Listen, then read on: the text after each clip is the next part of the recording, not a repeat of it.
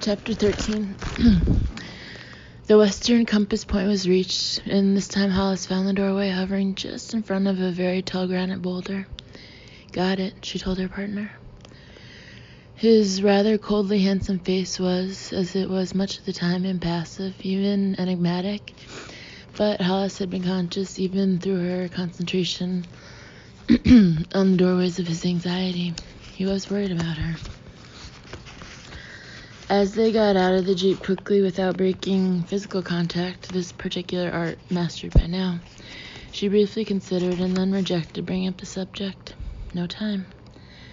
Besides, she was reasonably sure she knew why he was concerned. She had turned herself into a conduit to channel and even absorb raw energy, and much of it was dark energy.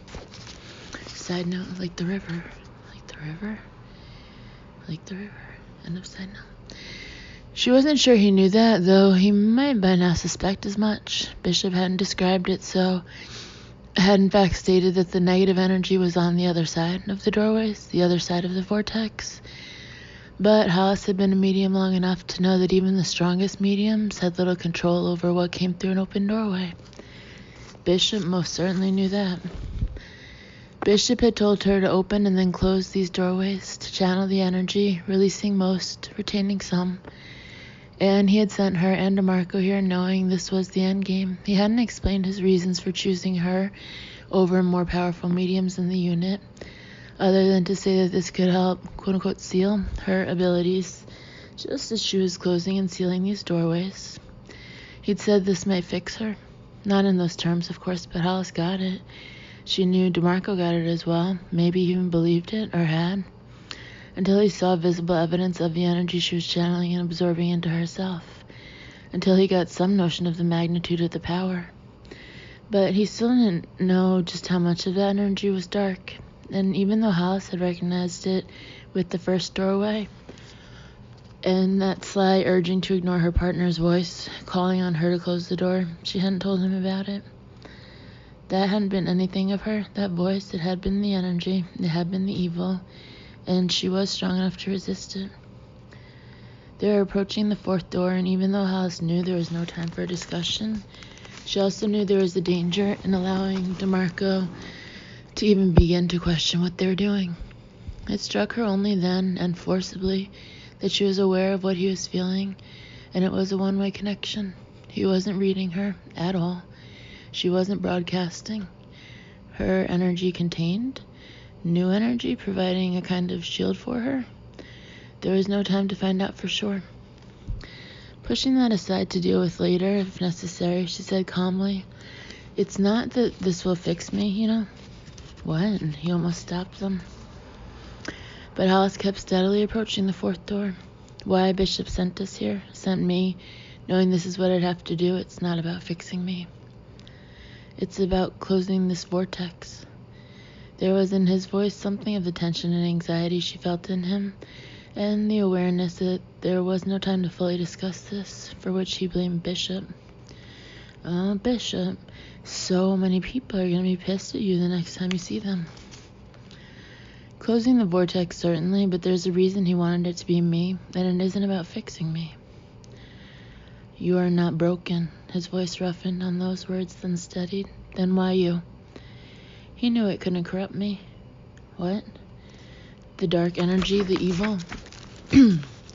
DeMarco did stop them then. He stared at her, and even though she could literally hear the seconds ticking away in his mind, he made time to say dark energy. If it's dark, why does your aura sparkle? You said the spirits here had dark auras, but yours isn't. I can see it now. I watched it while you channel the energy. It's bright. It's light, not dark. What you see is what I'm releasing, like dirty water through a filter. I'm the filter. It goes in dark and comes out light. He stared at her, frowning. If you're the filter, what happens to you? I told you I'm stronger, more powerful. But if that's from dark energy, that's why Bishop sent me. Dark energy, evil, can't corrupt me, Reese. I've already faced it and survived it years ago. Evil did its best to destroy me, and it failed. He drew a quick breath and let it out more slowly. Are you saying evil only gets one shot? I'm saying evil can only win if it deceives. if it hides behind something we aren't afraid of. It can't do that with me. I smelled the brimstone, I heard its voice, I saw its face. Not with these eyes, but with this mind, this understanding. She saw something in his almost impassive face and felt more. Hollis, it's alright, you know, that these eyes have changed, that they look so different right now. Maybe they'll unnerve other people if they stay this way even after we're done here. But for the first time, they feel like my eyes, not the eyes of a stranger. I can see Reese as well as or better than I ever have. I hope I keep that at the end of the day, I really do. Even if the cost is that look like shiny dimes, is eyes that look like shiny dimes. You feel they look that way? I know they do, for now at least, maybe forever. And I don't mind at all.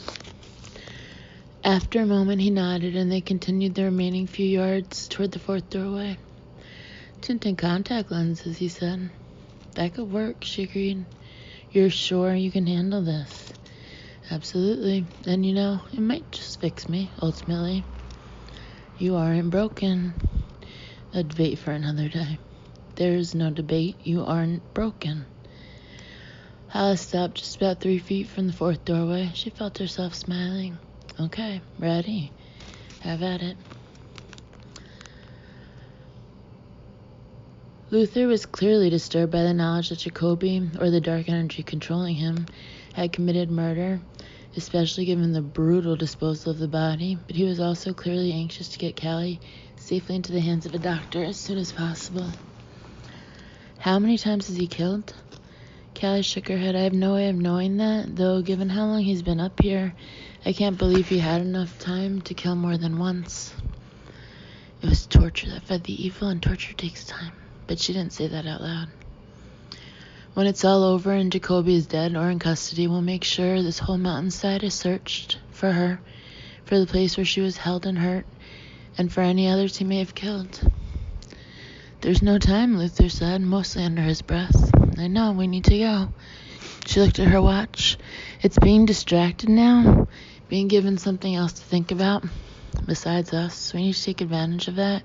We need to keep moving. Caesar knows where we're going, and he'll take the most direct route possible and still avoid the cabin. You're sure it is in the cabin? Callie drew a breath, trying to ignore the increasing pain of her wound, ignoring the weakness.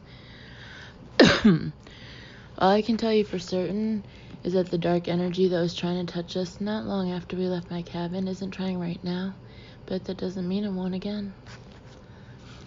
After a moment, Luther turned and began walking again, even as Caesar continued. Jacoby's dogs followed the litter closely, almost stepping on each other's paws. They were so close, silent and still visibly anxious. Stop trying to protect me, Luther said suddenly, his voice low. I can see what it's taking out of you. You need to conserve your strength, Callie. All too aware that she was weakening fast, she replied, You know what it can do. Luther paused briefly and then continued walking, this time beside the litter. Believe me, I remember. But I don't believe it could control me like that again. Not like that. Why not? Maybe because I'd recognize the trick this time. And would you? Yes. Callie bit back a sound of pain as the litter moved over a rougher patch of ground and she was jostled a bit. Sorry. It's okay, just keep going, Caesar. What if you don't recognize it? She asked Luther. I will. Just stop trying to shield me. He hesitated, then added, But if I do get taken over again, do us both a favor and shoot me. I'd rather die on this mountain than live knowing I hurt you, or worse. Callie knew very well that he wasn't being dramatic or even especially heroic. He was the kind of man to whom losing control of his own actions would be a special kind of hell, as would harming an innocent. She responded by saying calmly, Well, the thing is, if I shoot you, it's probable neither one of us will make it off this mountain alive. Caesar can't drive, and by the time we get there, if we get there, I won't be in any condition to myself. So let's not let evil win this time, huh? I'll try to keep a patch on that crack in your shield, but the rest is up to you. Luther nodded, but he was also frowning. That may be the best thing I can use to protect my own mind, he said. The knowledge that losing control of it dooms all of us. Callie opened her mouth to say something, but then paused as she became aware of a distant, dark flicker. Luther? I know. It may be distracted, but us escaping isn't part of its plan. I can almost see it reaching for us. Stay aware of that. It can only get in by deception. You might have mentioned that sooner. Callie almost laughed. Sorry, a recent realization, I'm afraid. This is not a kind of evil I've faced before, but it's always a trick how evil takes hold, how it attacks and controls the unwilling. She realized it was getting harder to breathe, but tried to ignore that. Evil is deception. It can't be stared in the face, its real face, except by someone who understands what it is. Callie. Her eyes were nearly closed. Even when I sleep, my shield, even when I sleep, it protects me, but not anyone else. Not you. Damn it, Callie. Her eyelids flickered and she sent a last glance up at him, murmuring, It doesn't want me, I'm weak. I can't do anything for it, except distract you. Don't be distracted. Know it for what it is. Stare it in the face. Luther knew she was out, and he also knew that just like her attempt to patch the crack in his shield, his attempt to patch up her wound had ultimately failed. She was losing blood. If he couldn't get her off this mountain very, very soon, she'd die. Or you can help her along. That's the best thing to do. You know that. You don't want her to suffer. Or do you? Completely aware of the voice in his mind, Luther said calmly to Callie's dog, Caesar, keep going. No matter what, take her to the truck. He had no idea if the dog could possibly understand, but added anyway. And if I don't come soon, find a way to save her. Get her off this mountain. Still moving, the Rottweiler turned his head and looked back at Luther, then continued moving, faster now. She'll be better off, and so will you, I promise. Luther recognized where they were by now, and he knew how close they were to the cabin. Get her to the truck, he repeated to the dog, and then he set off in the direction of the cabin, straight to the cabin. Hollis got out of the Jeep near the front door of Alexander House, hardly even aware of coming out the driver's side, her hands still locked with DeMarco's. She was looking around, and as they started for the door, said, Really creepy now. Definitely the zombie apocalypse. There must be 24 spirits out here, all watching us. No expression, no movements, just watching us. What about their auras? She hesitated for just a moment, concentrating, then shook her head. I can't see their auras. A flicker of color here and there, but nothing complete. Color? Yeah. Then maybe this is working. You may have channeled away enough of the negative energy to almost free them from this place. You think that's why their auras were all dark? It wasn't their energy at all, but the negative energy holding them here. As good an explanation as any other, he said. It's good enough for me. They didn't ring the bell, but went straight in, surprising Anna Alexander at the bottom of the stairs in the huge foyer. Were you successful? She asked, clearly still baffled by their earlier request for a jeep and a stopwatch, not to mention a compass. Ask us in half an hour or so, Hollis told her. Which way? The basement, Anna? Even more baffled, the older woman replied, The door is off the kitchen hallway near the main storage room for this floor. Is it locked? DeMarco asked. No, of course not. They left her there without another word, and it wasn't until they'd nearly reached the hallway they needed that Hollis said absently, Bet she's wishing she hadn't invited us to stay. We're weird house guests. You can tell that's what she's thinking. I have no idea what she's thinking, DeMarco said. I haven't been able to read her or Owen. Really? Not all that surprising. Even with a 75% success rate, that still leaves a lot of people who aren't on my frequency. Huh. Is that bothering you for some reason? We'll talk about it later, Hollis said. There. Is that the door we're looking for? It was. And in a few short minutes, they found themselves standing in an enormous below-ceiling basement filled with the clutter of generations, its only virtue being that the lighting was excellent for a basement. Almost too good. Picture frames, Hollis said. Old picture frames and broken furniture and trunks filled with who knows what. Why do people save stuff like that? I mean, donate it if it's usable and scrap it if it isn't. Why do people hang on to stuff? Beats me, but never mind the stuff. Bishop said you should be able to see this doorway clearest of all. Let's try to find the center of this space. We're running out of time, aren't we? Yes, DeMarco replied. Hollis looked at the cluttered space with a feeling of helplessness she didn't like at all. You've got a better sense of direction than I do, she told her partner. Given the compass points where we found the doorways, where would the center of the compass fall? He hesitated for only a few seconds, then began leading Hollis through the maze of Alexander family stuff. This way, I think. There was a lot of stuff, and the path they had to take toward the center of the enormous space was a winding one. In the end, they nearly fell through the doorway. Whoa! Hollis held on to DeMarco's hand with both of hers, halting him abruptly.